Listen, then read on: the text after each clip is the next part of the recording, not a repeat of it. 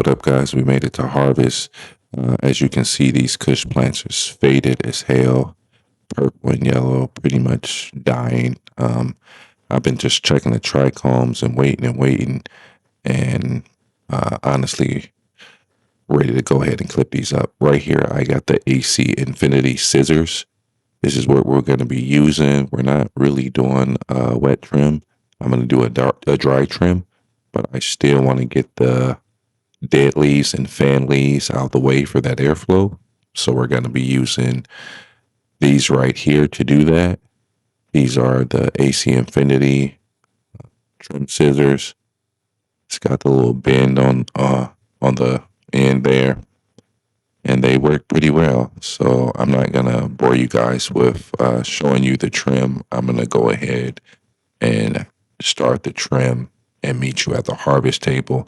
I'm going to be taking this light out the tent and get it cleaned up and get it out the way because I'm drying inside my tent. All right, so as you can see, I clipped off some of those fan leaves and dead leaves. Right here, I got a brand new trim tray. That's going to be for after the dry is complete. I'm going to trim that up. Right here, I got that Sunshine Cherie. Got rid of those dead leaves. And then over here, I do have a box of gloves here for the Kush, because those are bigger plants and they're going to be pretty sticky and whatnot. So we're going to use those gloves. These are the wide mouth top for the ball mouth jars with the hygrometer built into the top for the cure. So that's going to help a lot with our cure. That'll be after dry. This is that Sunshine Cherie from CSI Humboldt.